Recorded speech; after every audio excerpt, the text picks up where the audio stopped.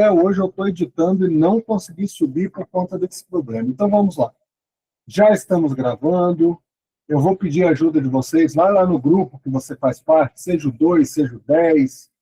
O grupo que você faz parte.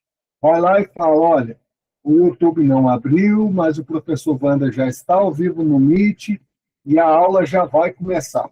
Pessoal, quando eu dei as boas-vindas para vocês, nós estávamos com um número menor de pessoas, mais pessoas chegaram, então já quero falar para vocês o seguinte, nós vamos estudar parada cardíaca no contexto da UTI, ok? E a UTI, nós temos ali uma situação de cuidados intensivos, então automaticamente, no APH, que é um assunto que vocês me ouvem falar com mais frequência, é a minha pós-graduação, a minha especialização. Para quem não sabe, eu sou enfermeiro socorrista na rodovia Eco 101, que agora chama-se Ecovias, né? E também trabalho como enfermeiro intensivista no Hospital Santa Casa de Vitória, no Espírito Santo. Um abraço aí para quem é daqui de Vitória, daqui da região. Prazer ter todos vocês aqui, independente da sua região, do seu estado, tá? E eu falo muito com vocês de APH exatamente por lidar muito diretamente com isso, né? Mas à medida que as aulas foram crescendo, à medida que a gente foi conversando com o Lucas, com as outras pessoas que ficam aqui nos bastidores, ajudando a gente, nós sentimos a necessidade de trazer também um pouco do que a gente conhece de UTI para cá. E a parada cardíaca é a emergência das emergências. Vocês já ouviram esse termo? Parada cardíaca é a emergência das emergências. Só que hoje, nós não vamos estudar parada cardíaca no contexto do APH, que na maioria das vezes é o contexto de suporte básico de vida. Nós vamos estudar a parada cardíaca num contexto avançado, no contexto de suporte avançado de vida, visto que nós estamos dentro do hospital, nós estamos dentro do contexto de UTI. Ok, pessoal? Então, vamos lá, então. Vamos dar início, vamos começar aqui. Vamos lá. Nós vamos estudar, então, a parada cardíaca na UTI do conhecimento. No YouTube, realmente, estou com o celular do lado aqui, acompanhando, né? Mas realmente não abriu, é uma pena. Vamos lá. Do reconhecimento da parada até a pós-parada. O contexto da UTI, uma das coisas que é diferente do APH, no APH você identifica, começa a massagem e leva para o hospital. Na UTI você identifica, você faz a RCP e você cuida do pós-parada. Então existem uma série de conceitos, uma série de aprendizado. A live hoje está intensa, é muita coisa que você vai aprender, vai levar para a sua profissão, vai levar para a sua rotina, independente se você é da emergência, independente se você é da enfermaria, ou principalmente você que é intensivista, é da UTI. O que nós vamos aprender hoje aqui está envelopado em cursos que o pessoal está cobrando aí R$200, R$300 por mês para aprender o que a gente vai aprender aqui hoje. É claro que nós não poderemos nos aprofundar demais, porque o tempo não dá. Mas hoje nós vamos aprender a como organizar um atendimento que de fato salva vidas. Nós vamos aprender aqui RCP de qualidade, quais são os conceitos, quais são as regras, qual é o protocolo, e nós vamos estudar um pós-parada estruturado. Tá bom, pessoal? Tem mais algumas pessoas chegando aqui, eu vou só admiti-las. Eu tentei colocar a admissão de vocês no automático, não consegui. Tá?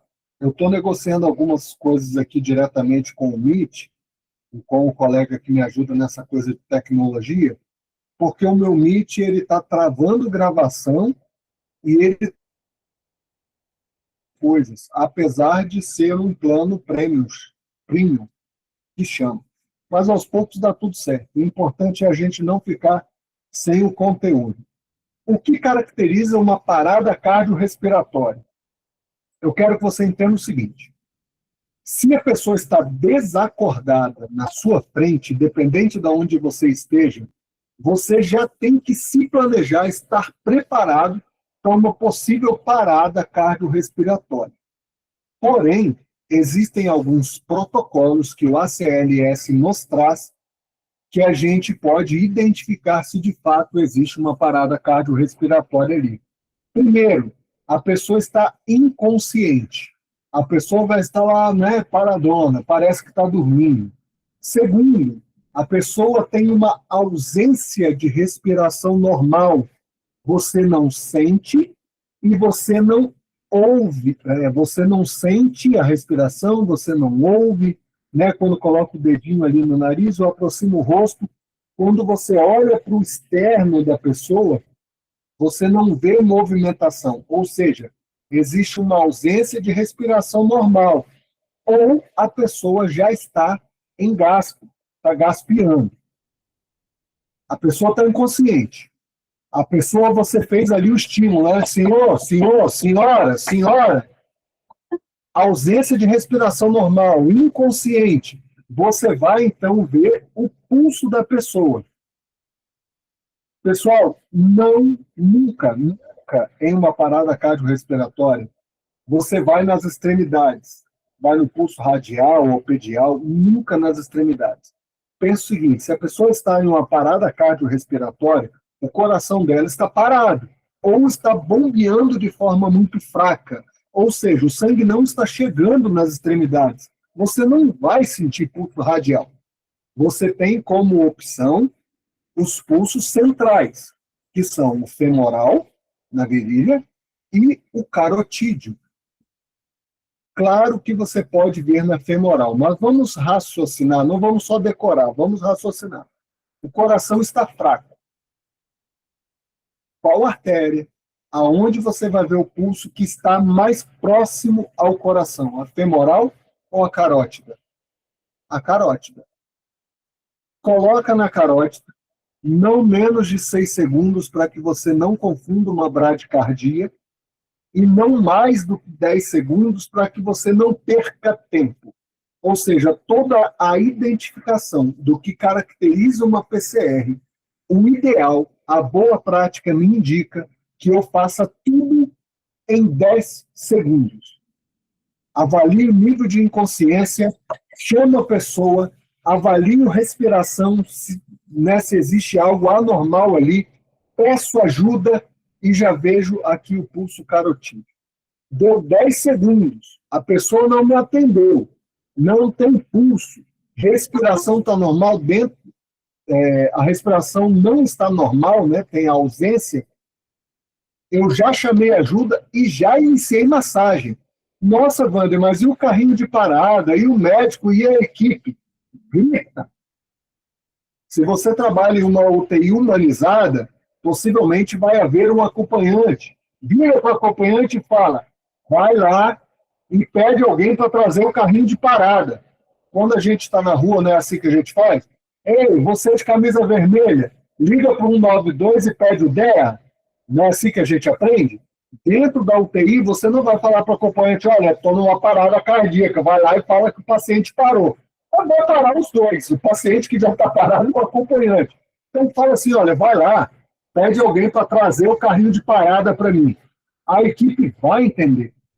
Alguns hospitais, eles têm protocolos. Eu trabalhei em um hospital no Rio de Janeiro, lá no Morro de Santa Teresa, próximo ao Corcovado,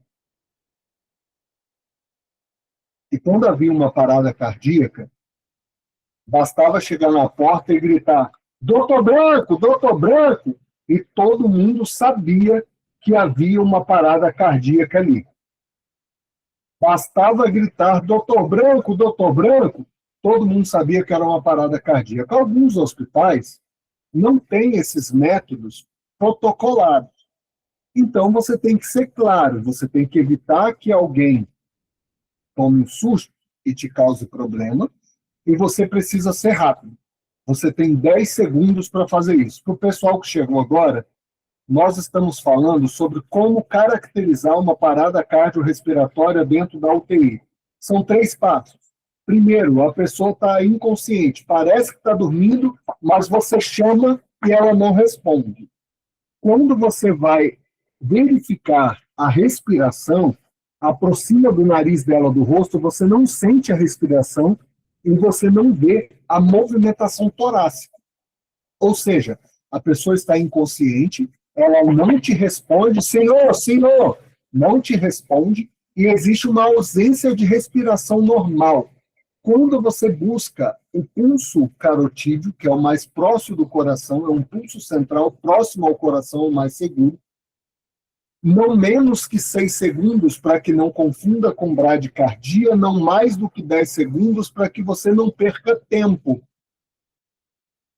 Identificou situações adversas. Nessas 3 situações, inicia a massagem cardíaca.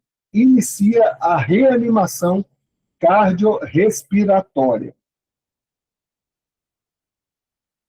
Aí, pessoal, ao iniciarmos, aí nós começamos, a gente passa a ter algumas prioridades, tá bom?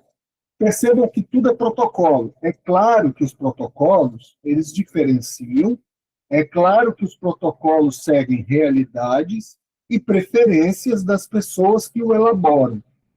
Porém, nós temos associações que regulamentam a nível mundial esses protocolos. Nós temos a American Heart, que vem aí o SLS, nós temos a Associação Europeia de Cardiologia. Então, esse acrônimo aqui, ele tem como prioridade, ele deve ser seguido. Em uma parada cardiorrespiratória, intubar o paciente não deve ser a preferência. Colocar ambu na pessoa e ventilar não deve ser a preferência.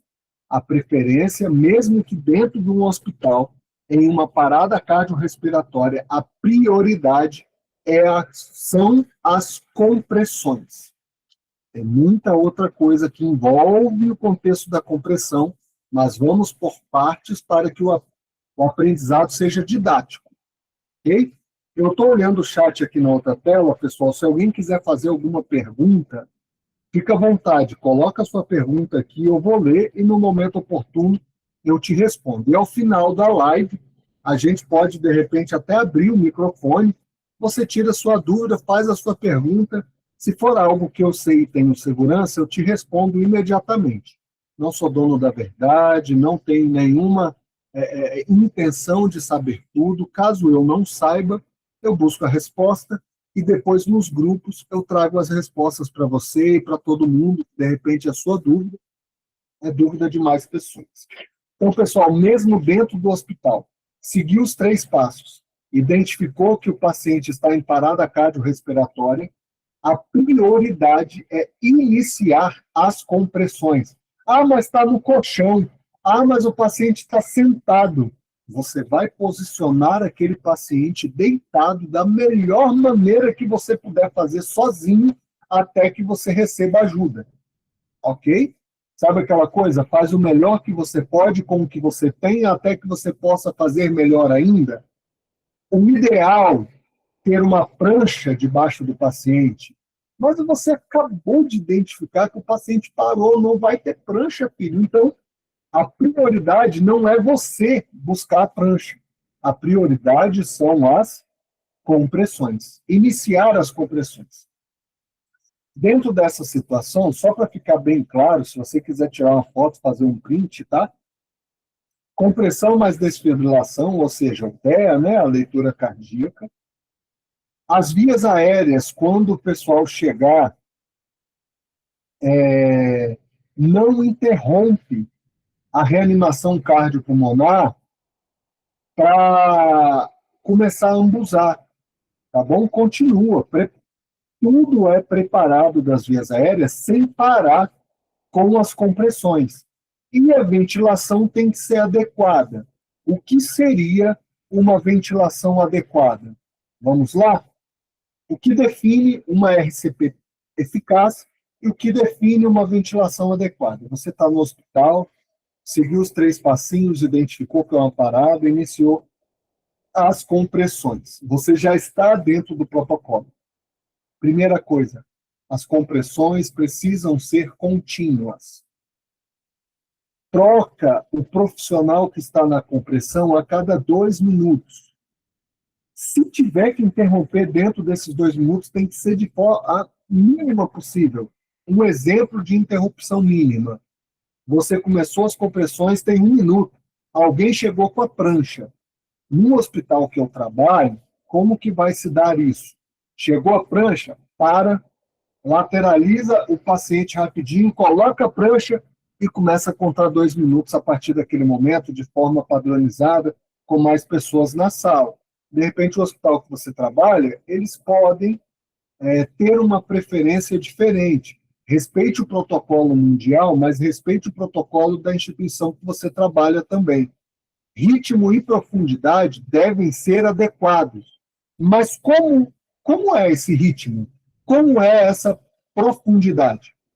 Existem 5 passos para uma RCP de qualidade.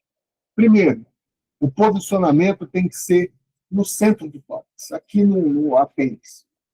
Tem gente que faz aqui em cima, tem gente que faz em cima do coração, a gente já viu vídeo aí em locais até inapropriados. Aqui. Ok? E aqui você faz. Quantas compressões? No mínimo, 100 por minuto. E no máximo, 120. Ou seja, 100 a 120. Mas, professor, como que eu vou contar e fazer as compressões? Alguns professores trazem de forma didática que você pode aí usar músicas. Por favor, não ria. Eu gosto muito de ensinar usando a música do Baby Shark. Existe uma coisa nas músicas, quando o pessoal vai produzir, chamado metrônomo. Eles colocam as marcações e a música é inteira dentro daquela marcação. E aí tem música de rock, tem Star Wars, tem música romântica. Baby Shark eu nem escuto, só que é fácil. Aquilo é um chiclete que fica na cabeça. E se me ajuda a manter a qualidade da minha compressão, por que não? Por mais engraçado que possa parecer. É claro que eu não vou ficar lá massageando e cantando, né? Baby Shark, óbvio que não. Mas eu vou mentalizar aquela música e conforme o ritmo dela, eu vou massagear. Essas compressões, essa massagem deve acontecer de 100 a 120 compressões por minuto. Essas compressões, entende-se que ela deve ser de 5 a 6 centímetros de profundidade. Existem variações para crianças e para lactentes. Eu gosto muito das literaturas, eu não lembro agora, gente, me perdoa, se é o ACLS ou se é a literatura europeia. Trazem que a profundidade deve ser aí 1/3 do tórax do paciente. Eu, Wander, preferencialmente gosto dessa coisa do 1/3. Por quê? As pessoas têm estruturas diferentes, mas você está fazendo uma prova, você está respondendo um concurso. A profundidade em um adulto de 4 a 6 centímetros. Ok? Quantas compressões? 100 a 120 por minuto. Em que local? No centro do tórax. Outro detalhe muito importante, não adianta você fazer rápido e não deixar o tórax voltar. Você tem que afundar 5 a 6 centímetros, deixar o tórax voltar inteiro e afundar de novo.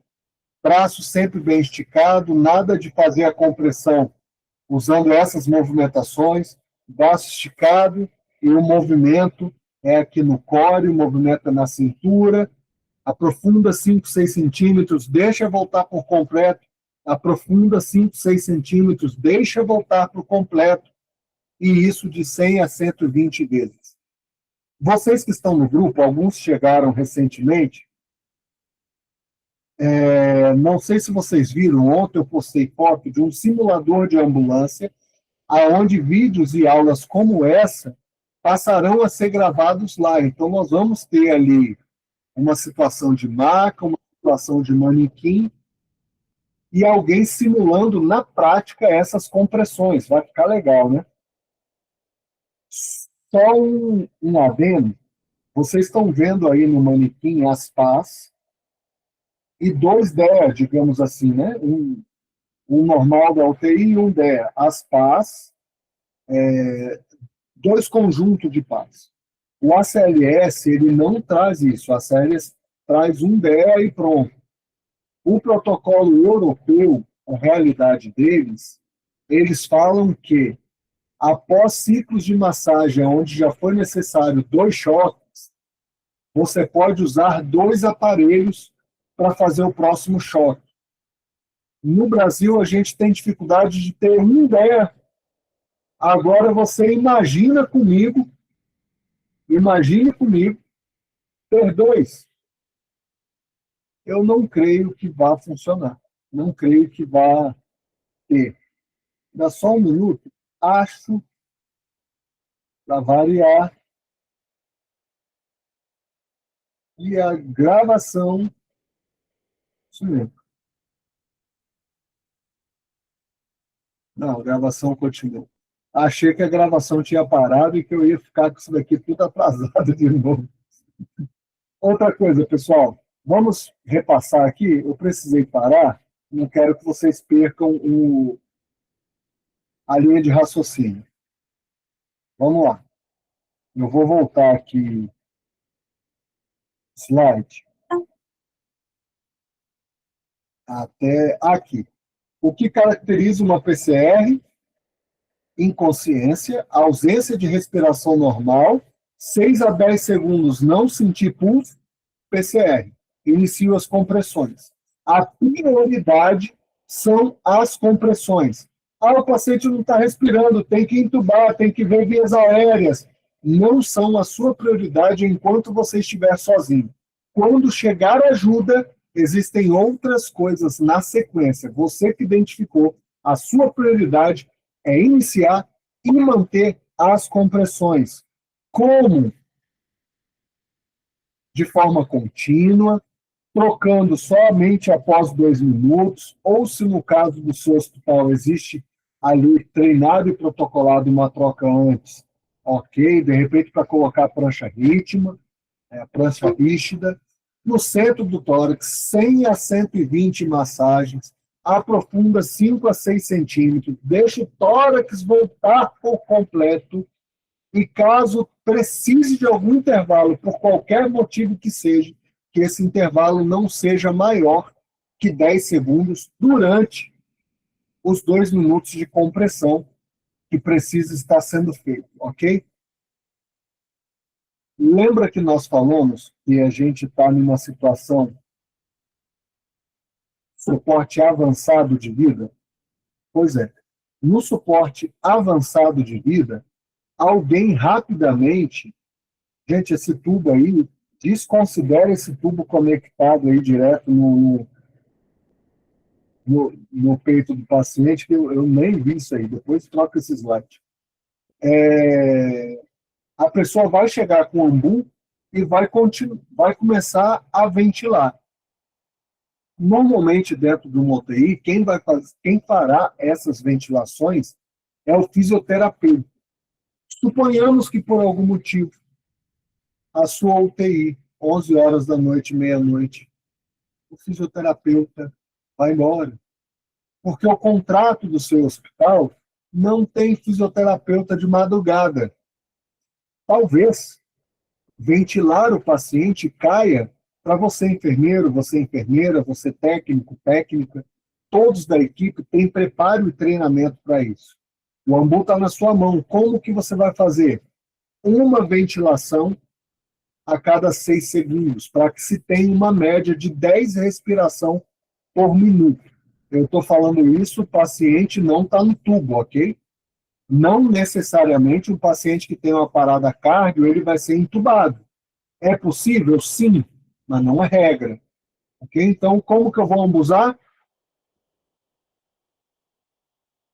Uma vez a cada 1, 2, 3, 1, 2, 3, 6 segundos. Que dará um total de 10 respiração por minuto. Lembrando que abrir eu não vou conseguir fazer sozinho aqui, mas aquele movimento que faz aqui, né? Abrir as vias aéreas, prender a máscara direitinho na, nas vias aéreas superiores aqui do paciente e vai ambuzando desse jeito aí, enquanto alguém está comprimindo, enquanto alguém está fazendo as compressões. Ah, professor, mas aqui na hora de começar eu tenho que parar de comprimir? Não, se você está sozinho, sua preferência, compressão. Chegou ajuda, a primeira ajuda vai fazer o quê? Abrir as vias aéreas e iniciar as compressões. Como uma ventilação a cada 6 segundos.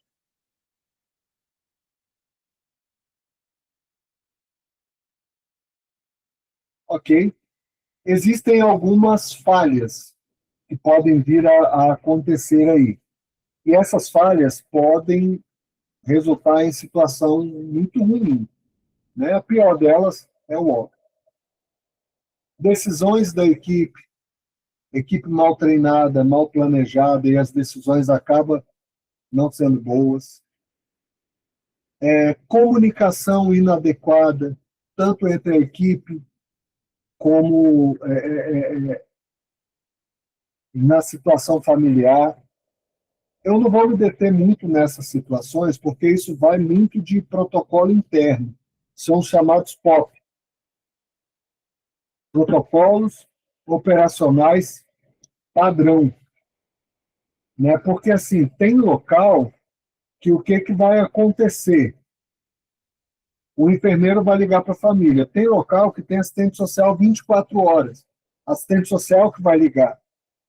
Né? Só que o que eu quero me deter aqui na falha é o erro de comunicação da equipe. Por exemplo, você enfermeiro, quando você assume o plantão, a sua equipe, se houver uma parada, a sua equipe tem clareza de quem vai ficar nas medicações no carrinho de parada? A sua equipe tem clareza de quem serão as pessoas que farão o rodízio na reanimação cardiopulmonar? Então, essa comunicação prévia, este briefing prévio, ele precisa acontecer de forma consistente. Se não tem no seu hospital, incentiva seu hospital a ter treinamento. No que eu trabalho, tem e é muito bom, porque todo mundo pensa da mesma coisa. Se todo mundo pensa da mesma forma, automaticamente as decisões serão iguais para todos. É claro que alguns terão um pouco mais de habilidade, outros terão um pouco menos de habilidade, mas todos estarão treinados. Semana passada nós falamos sobre a adrenalina, não falamos sobre a amiodarona. Né? Deveria estar aqui também a xilocaína, mas ela não está, eu vou mencioná-la. É o seguinte, em qualquer ritmo, são 4 ritmos de uma parada cardíaca. 2 são chocáveis, 2 não são chocáveis. Para qualquer ritmo, a adrenalina ela é usada como 1 grama, uma ampola a cada 3 ou 5 minutos, a critério médico. Eu, particularmente, gosto muito de que a medicação seja feita a cada 2 ciclos, porque a gente sabe que ciclo sim, ciclo não, foi feita uma ampola. Na minha opinião, fica mais fácil. Mas a critério médico, às vezes a realidade do paciente precisa que seja 3 minutos, ou pode ser que seja 5 minutos. Então, houve uma parada cardíaca, dificilmente não será administrado uma adrenalina. Mas existem os ritmos não chocáveis, aonde você pode entrar alternando a amiodarona. Adrenalina, deu 1, deu 2, a critério médico, a próxima amiodarona. Primeira dose de amiodarona, 300 miligramas. Pega a ampola, dilui conforme protocolo institucional. E a segunda dose de amiodarona, se chegar nela e for necessário, você vai fazer metade da dose, 150 miligramas. A dose de xilocaína, eu não lembro exatamente qual é, mas tem uma dose que você faz nos intervalos de xilocaína venosa, exatamente. E depois, se precisar de novo, você faz a metade dessa dose. É raro. Já trabalhei em emergência, no APH, GQPH, eu nunca vi usando, mas o protocolo ele traz essas 3 medicações como medicações que são as de primeira grandeza em uma parada cardiorrespiratória. Então, decora comigo, teve uma parada cardiorrespiratória de qualquer uma, a adrenalina vai ser usada. Se é um ritmo, que é uma parada, mas não é chocável, pode ser a critério médico. Por que eu digo pode ser? Me permita dizer aqui. Eu conheço médicos que não usam a amiodarona em momento nenhum. Mas o ACLS me traz a amiodarona como opção para ritmos não chocáveis. Primeira dose, 300 miligramas. Segunda dose, 150 miligramas. Então, você técnico, normalmente é você que vai estar no carrinho de parada. Qual é a medicação que você tem que ter na seringa? Deu 2 minutos, a médica pediu uma adrenalina. Aí você vai quebrar a ampola e vai aspirar? Uma ampola de adrenalina, no mínimo, já tem que estar na seringa. Pediu, fez. E tem que lavar. Sim, tem que lavar. No protocolo, 20 ml de soro. Ou seja, a seringa já tem que estar ali, com 2 ampolas de soro fisiológico, né, daqueles flaconetes de 10 ml, já dentro da seringa. Por quê? Imagine a cena. Pede adrenalina. Lembra que o intervalo tem que ser o mais curto possível? Pede adrenalina, você vai quebrar a ampola, vai aspirar. E aí depois você vai quebrar os flaconetes, vai aspirar. Não, tem que estar tudo pronto. Pediu adrenalina, administra a adrenalina, faz o flush, eleva o membro. Sabia disso? Exatamente. Pediu adrenalina, você que está responsável pelas medicações, preferencialmente fica só um, não deixa ninguém mexer nas medicações. Preferencialmente. 2 ou 3 mexendo nas medicações, em algum momento vai haver problema. Em algum momento vai dar ruim. O que pode acontecer? Alguém vai preparar alguma medicação que não vai saber depois onde colocou, alguém vai preparar alguma medicação que não vai identificar adequadamente. Então, preparou, identificou. Precisou, administrou, fez o flush, eleva o membro para que a medicação chegue mais rápido no órgão que está sendo massageado, que é a nossa bomba cardíaca.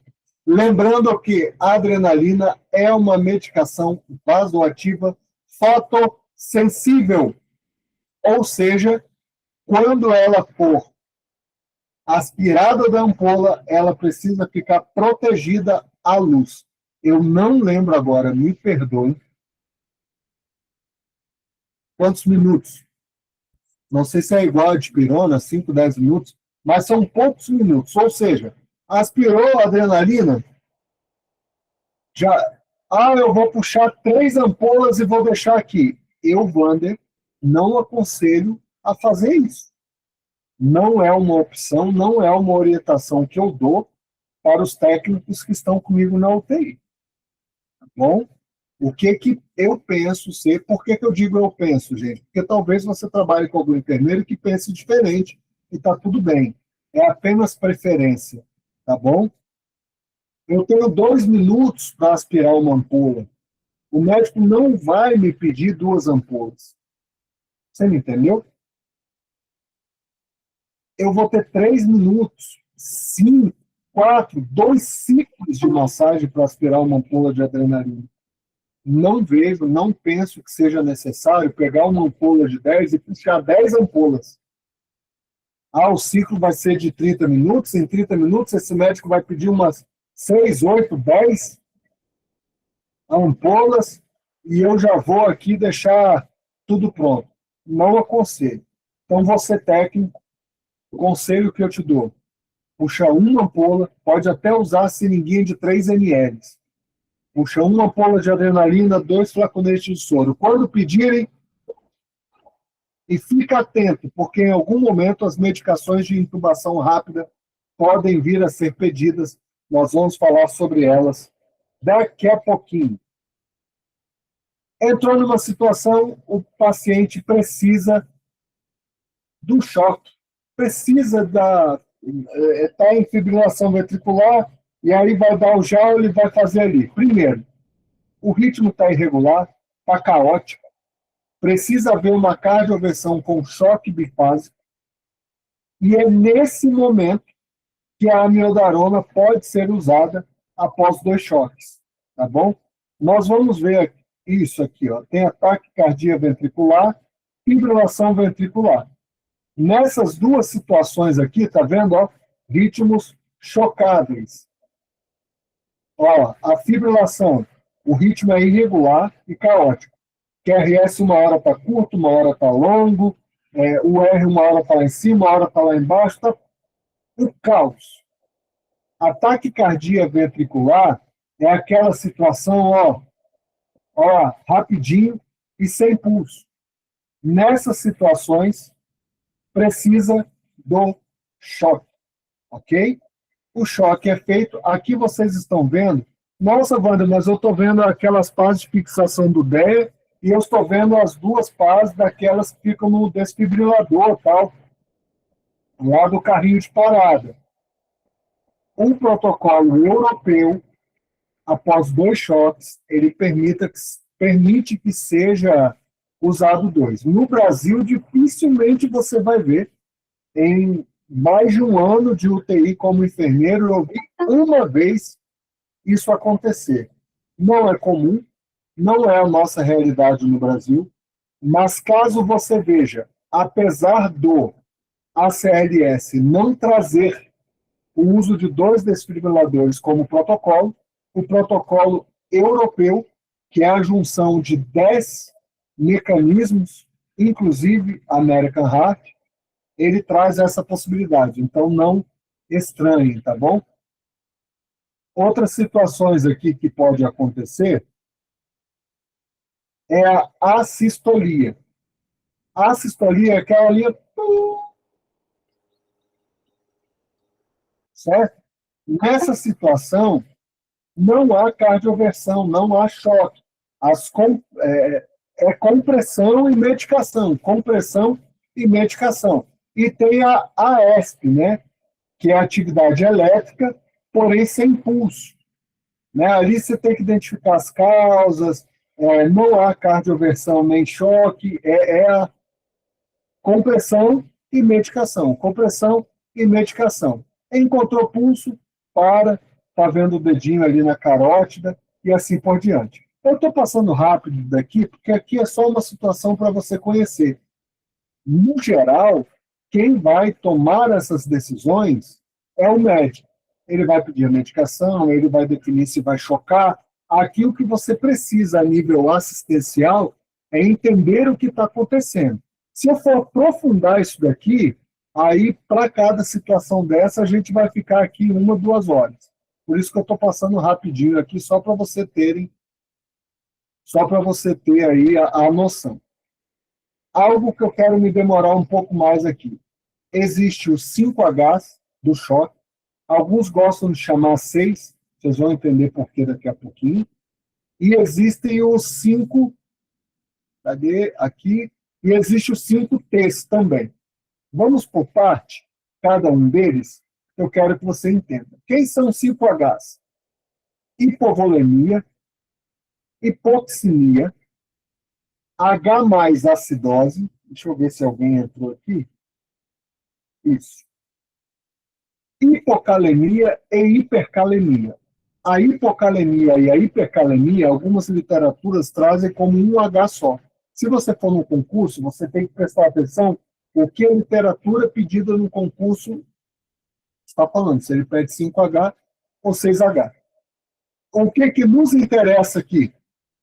São 10 as causas do choque. 5Hs, 5Ts. Você sabe o que é cada uma dessas? Por exemplo, o médico fala, o paciente chocou por uma hipovolemia. Você sabe o que é isso? E o paciente está com hipóxia. Chocou por conta de uma hipoxemia. Sabe o que é isso? Hipotermia, imagino que todos saibam. Vamos entender o que é cada uma dessas. Hipovolemia é um déficit de volume. Pode ser causada por perca de sangue, pode ser causada por vômito, por diarreia, pode ser causada pela falta da ingestão de líquidos, a pessoa desidrata de uma tal forma que entra em choque hipovolêmico e leva até uma parada.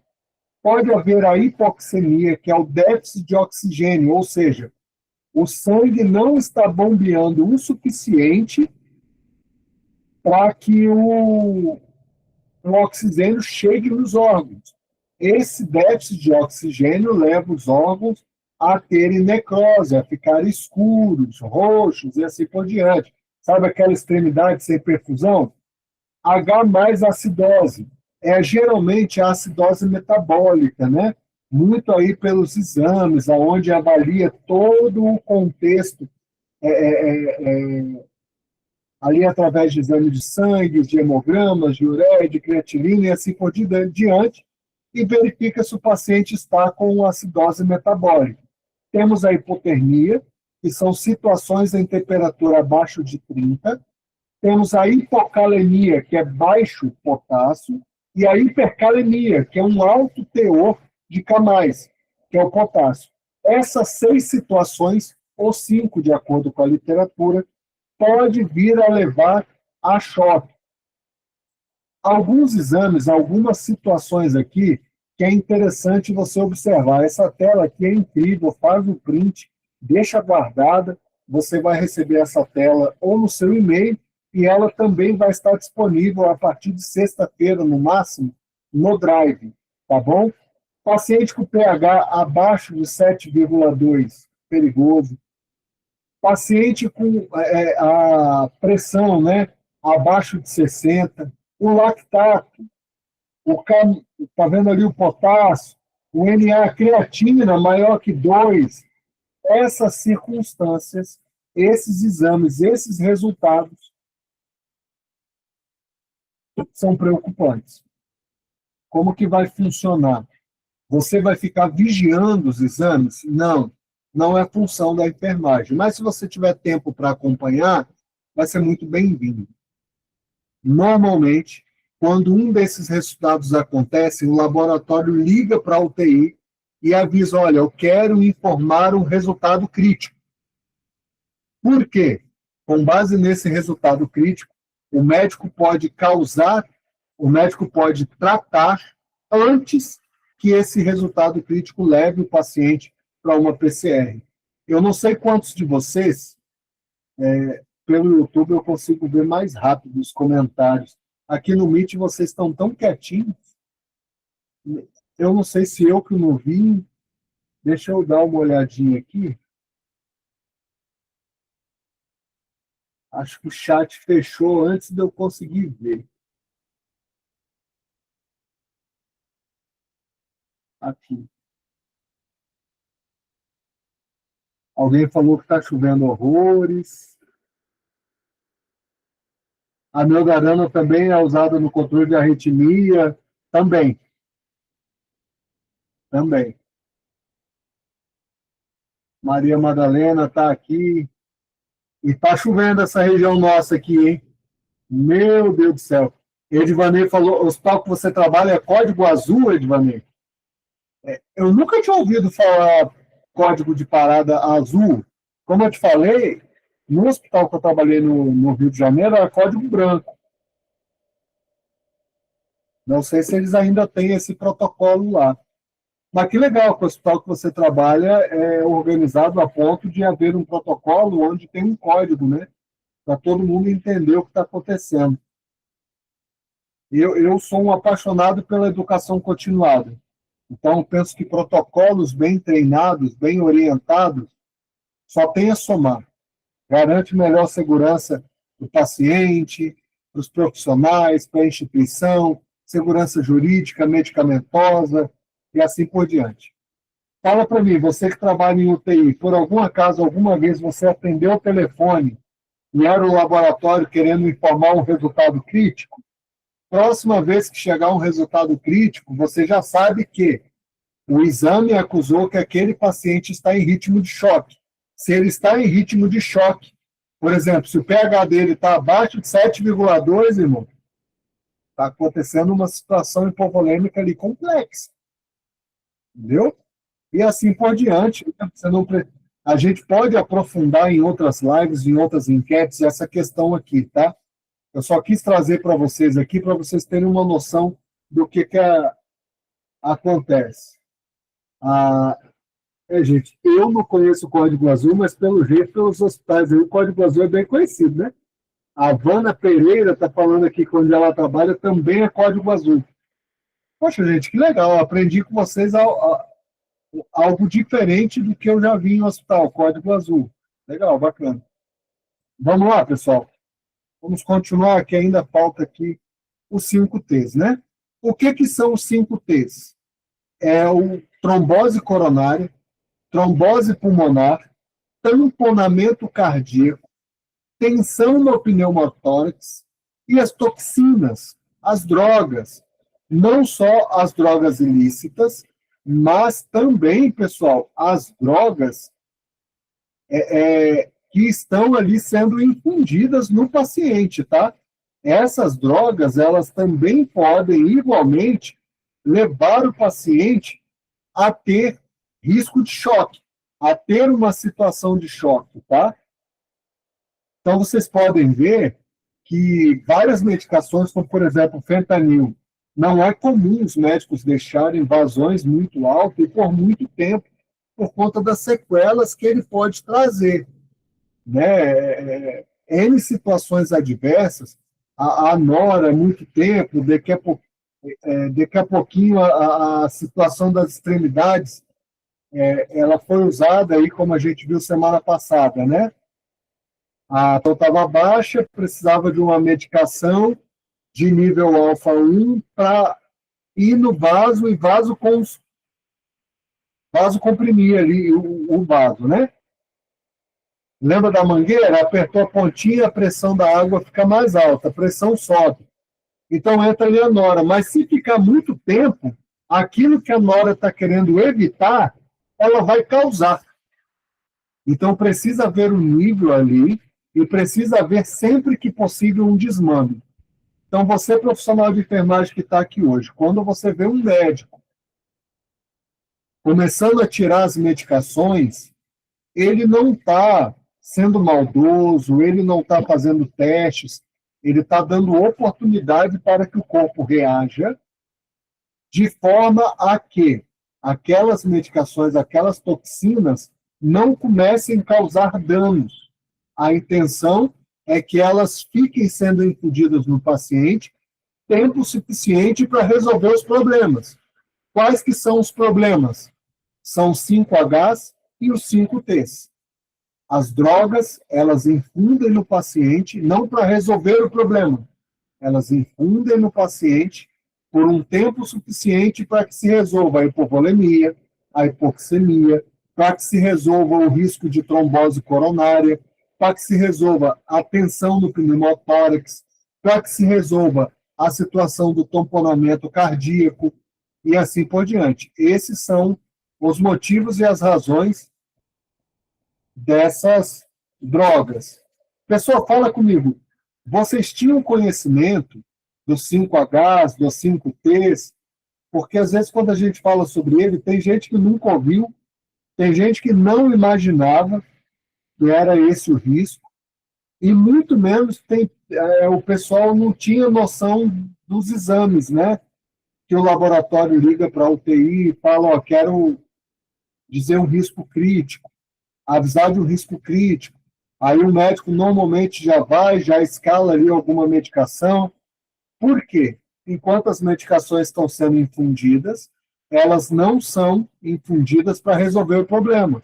Nem miprid, nem vasopressina, nem midazolam, né? Cada uma tem a sua função ali, funciona no beta, 1, beta 2, vasodilata, broncodilatação, vasoconstrição, vasodilatação, mas todas essas funções, elas buscam o quê? Resolver o problema. Qual o problema? O problema que levaram o paciente ao choque. Quais são esses problemas? 10. 5H, 5T. Hipovolemia, hipoxemia, H mais acidose, hipotermia, hipocalemia, hipercalemia.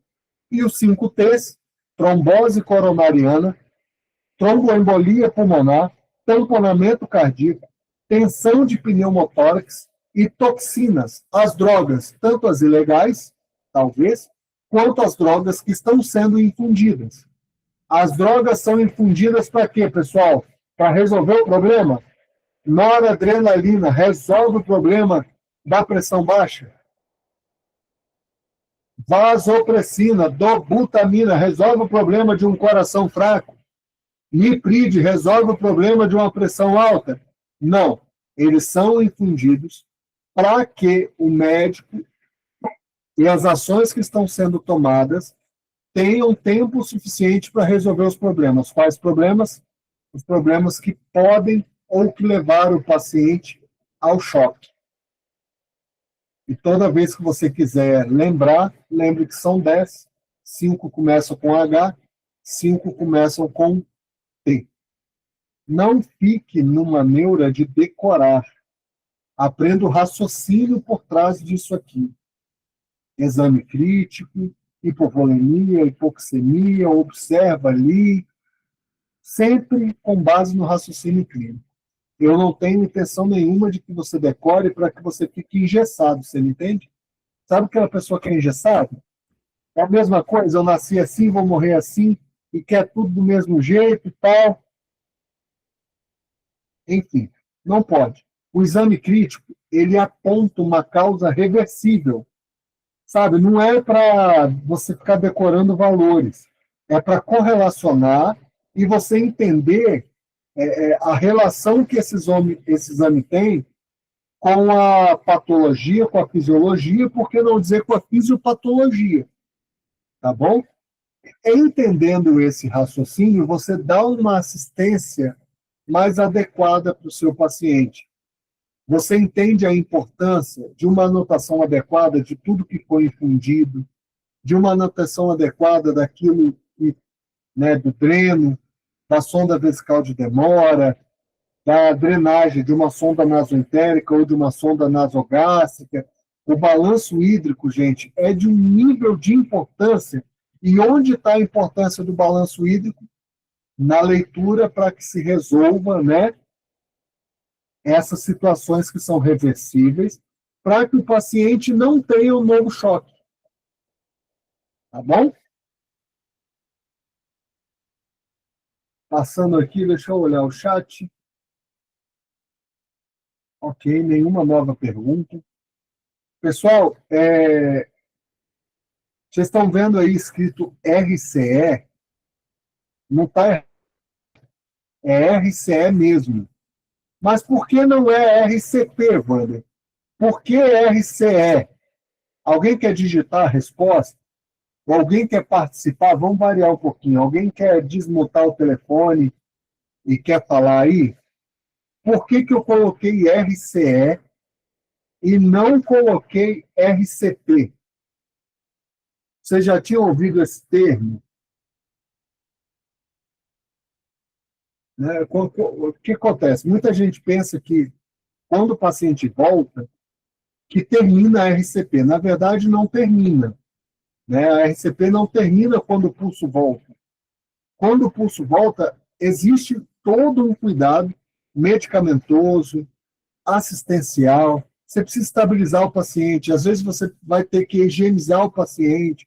Você precisa ventilar o paciente para que ele não tenha uma hiperventilação. Você precisa tratar a causa do que levou aquele paciente a ter choque. Vamos lá, pessoal. Alguém quer arriscar aí? Alguém quer digitar o que é RCE? RCE, pessoal, é o que acontece, é a nossa grande meta na parada cardíaca. RCE é a retomada da atividade cardíaca ali, como é que eu vou explicar? É o retorno da circulação espontânea. Viu como é que ficou fraco? Fácil. Depois da RCP, depois da parada cardíaca, retorna a circulação espontânea. Qual era o objetivo da RCP? O sangue não está bombeando, não tem circulação espontânea, compressões, prioridade, 100 a 120 por minuto, 5 a 6 centímetros, 1/3 do tórax, A cada 2 minutos, troca quem está comprimindo. De 3 a 5 minutos, a adrenalina. De acordo com o ritmo a critério médico, intercala a amiodarona. Lembrando que, se eu fiz a amiodarona nesse ciclo, o próximo ciclo não será amiodarona, será adrenalina e a amiodarona será no outro. Que dose? Metade do primeiro ciclo. Primeiro ciclo, 300 miligramas. Segundo ciclo, 50 miligramas. Mas o paciente voltou. O paciente voltou, aconteceu um retorno da circulação espontânea. Ok? Eu vejo, às vezes, muitas pessoas veem escrito, nossa, mas o que é isso? Não seria RCP? Não, é RC mesmo, retorno da circulação espontânea. Mas é um termo muito pouco usado.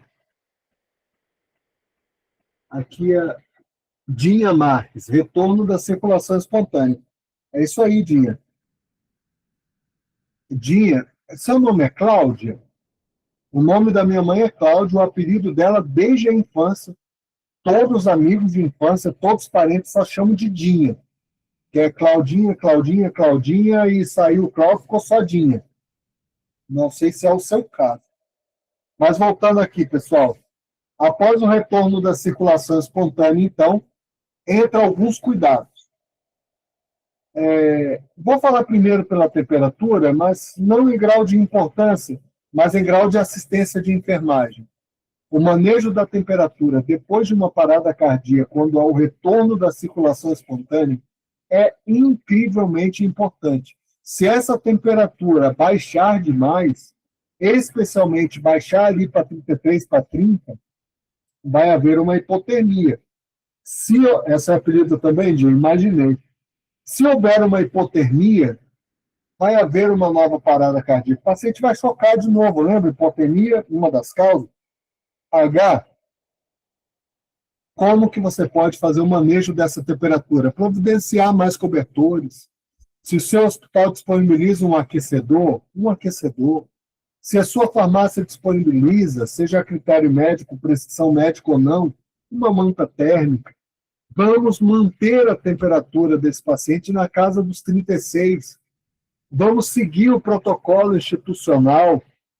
Protocolo institucional, gente, é de um nível de importância gigante. E vamos aí observar também, porque a temperatura ela pode indicar uma inflamação sistêmica. Ela pode ser uma hipotermia, mas ela pode ser uma hipertermia. Ela pode ser a febre, né? E quando nós entramos em uma casa de febre, pode ser um indicativo de uma inflamação sistêmica, de uma infecção, de repente de um choque séptico. Vai se colher os exames e, se for o caso, vai iniciar aí a situação do protocolo de sepse, né? Se for o caso. Então, vocês entendem que o manejo da temperatura é de extrema importância. Outro cuidado de enfermagem, com os eletrólitos. O que são os eletrólitos? As reposições que os médicos passam, o HV que está sendo infundido no paciente, o médico prescreveu, está na hora de fazer, coloca na hora certinho. Às vezes a gente entende que na realidade nem sempre a gente vai dar conta de tudo, né? Mas busca fazer da melhor forma, sabe? No horário, não deixa o paciente sem. Olha as glicemias no horário certinho. Esses pacientes que entram em choque, a glicemia costuma ser ali de 4 em 4 horas. Se o paciente tem problema de diabetes, às vezes o médico vai precisar que seja de 2 em 2. Se a insulina está descompensada, de 1 em 1. Entra com assistência de enfermagem certinho. Se é de 1 em 1, faz de 1 em 1. Ah, mas eu tenho banho para dar, atrasei 10 minutinhos. Ok, mas vai lá e faz. Não pula e repete resultado. Vocês que estão aqui não fazem isso. Ninguém aqui faz isso. Certo? Não pula resultado. Observa direitinho o monitor para ver as arritmias. Mas, Wander, eu não sei ler monitor. Vocês observaram que nos 4 ritmos chocáveis eu passei rapidinho, e agora eu estou dizendo para vocês observarem a arritmia. Na próxima semana, quem lembra do tema da live da semana que vem? Gente, eu estou tão feliz que a minha internet não caiu, apesar da chuva. Quem é aqui da Grande Vitória sabe, está chovendo horrores. Cada relâmpago que dá aqui na janela, a internet não caiu. Eu estou tão feliz com isso. Fala para mim, alguém lembra do tema da live de semana que vem? Tem um delay aí, daqui a pouquinho, de repente, alguém lembra. Semana que vem nós vamos falar sobre monitorização. Eu vou ensinar de forma mais tranquila, de forma mais devagar, você ler uma arritmia, ler um QRS, ler o porquê é importante avisar quando o paciente está hipotenso e taquicárdio, ou está bradicárdio e hipertenso, está com a PA alterada. Qual a leitura que se faz nisso daí? Qual a leitura que eu faço em um paciente que está entubado com uma ventilação em oferta de oxigênio de 20%, 21%, de 40%, de 50%? Nós vamos ler juntos o que é uma sistolia, o que é uma taquicardia ventricular. Nós vamos ter aqui o eletrocardiograma, exemplos, opções. Ah, Vânia, eu vou ler um eletrocardiograma? Não, você não vai ler eletrocardiograma. Mas você vai observar no eletrocardiograma uma arritmia. Você vai observar no eletrocardiograma o que é um QRS. Por quê? O QRS ele tem um espaço. Quando você lê no eletrocardiograma os quadradinhos ali, né, você vai observar ali 4, 5 e tal. Quando o QRS começa a espaçar, ô meu filho, fica atento que você está perto de uma parada. E semana que vem nós vamos estudar cuidadosamente, com muito calma, monitorização cardíaca do paciente e sinais vitais. É uma live muito bacana. O material que usaremos para essa live já está pronto. E aí eu já vou começar a preparar os slides, o e-book. O e-book dessa live já está pronto também, tá, pessoal? Hoje, depois da live, eu já arrumo alguma coisinha. Amanhã de manhã eu já estou mandando aí para o e-mail de vocês o certificado da live de hoje. Esses slides vocês vão estar recebendo. Aí eu faço olho, né, de repente muda alguma coisinha, mas esses slides vocês vão receber no PDF. E vão receber o PDF também, que traz ali um pouco mais de aprofundamento e as referências de tudo que nós estamos falando hoje, para você confirmar tudo que você está estudando comigo. Tá bom? Esse é o assunto de semana que vem. Já caminhando aqui para o final da live, a organização da UTI é muito importante.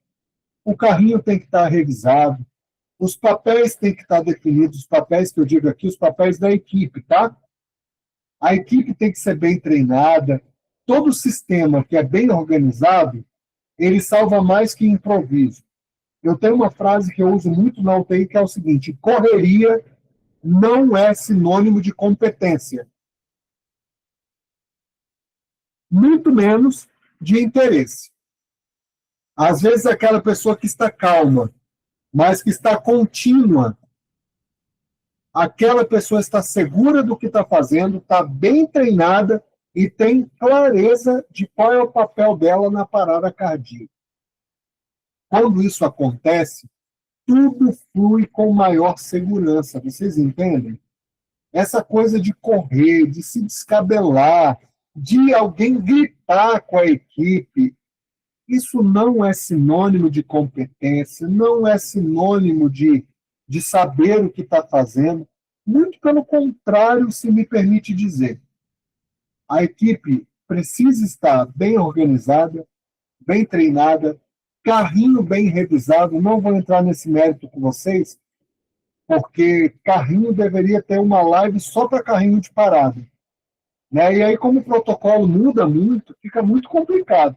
O que a gente pode fazer, de repente, é estudar as medicações que tem no carrinho e quando cada uma são usadas. Tipo a gente fez com drogas vasoativas. E tudo que a gente traz aqui em 1 hora de live, eu mando para vocês o material e as fontes para vocês se aprofundarem nessas questões. Por exemplo, eu estou falando agora de carrinho revisado. Pega o livro e se aprofunda. Tem lá uma fonte que você vai clicar na fonte no PDF e automaticamente vai abrir um livro só sobre carrinho de parada para você, que inclusive está disponível no Drive, que gratuitamente fica disponível para você lá no grupo. É muita coisa gratuita bacana para você buscar e se aprofundar. Aqui a gente dá pinceladas para trazer para você um conhecimento um pouco mais organizado e resumido, para você poder trabalhar com maior segurança. Parada cardiorrespiratória bem conduzida salva vidas e histórias. Você está salvando o amor da vida de alguém. E um dia, um profissional bem treinado, bem competente, talvez salve o amor da sua vida. Vocês conseguem entender o nível de profundidade que é isso? Uma parada cardíaca bem conduzida salva vidas e histórias, salva o amor da vida de alguém. Protocolo, treino e constância. Protocolo, treino e constância. Qual o protocolo?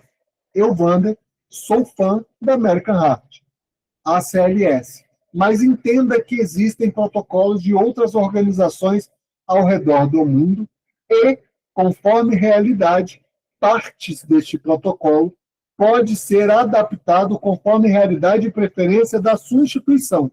Então, siga os protocolos nacionais, mundiais, siga o protocolo da sua instituição, treine, cobre o seu setor, que haja educação continuada para que toda a equipe entenda o seu papel e que isso ocorra de maneira constante. Olha, meus parabéns para você que está aqui. Você está se mantendo treinando.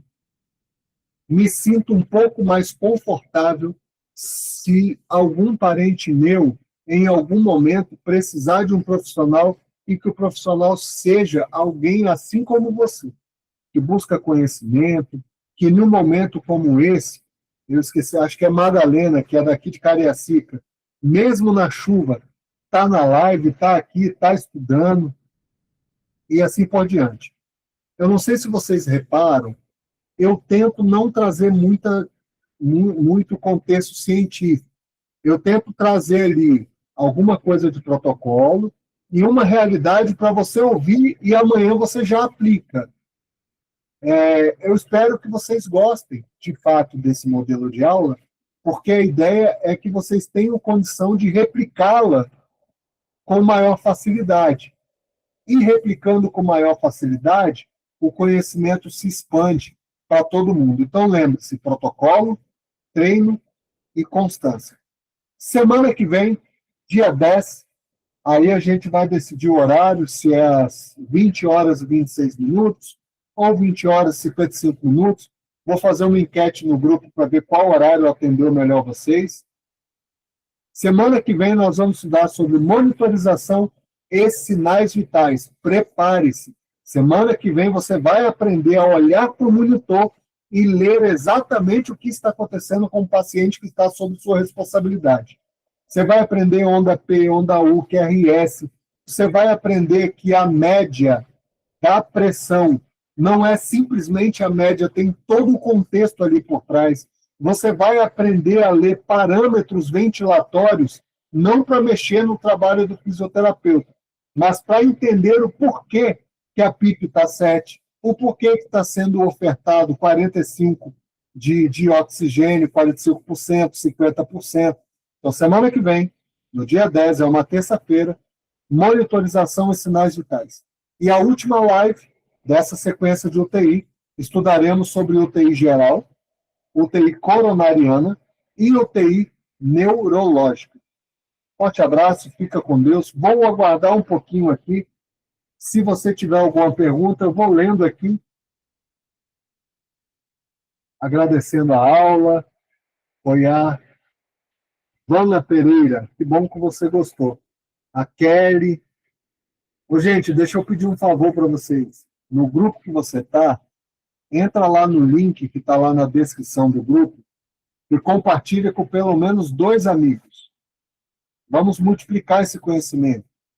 O grupo é gratuito, o Drive é gratuito, as lives são gratuitas e, se em algum momento você precisa do certificado para incrementar o seu currículo, para apresentar horas curriculares, extracurriculares na faculdade ou no curso, a Impacta vai ter todo o prazer de fornecer as horas complementares, os certificados para vocês, tá bom? Edivanei compartilhou. Na turma, um total de 27 pessoas. Obrigado. Espero que as pessoas venham também para cá. Pessoal, todos vocês têm meu número, todos vocês estão no grupo. Se ficou alguma dúvida, fique à vontade.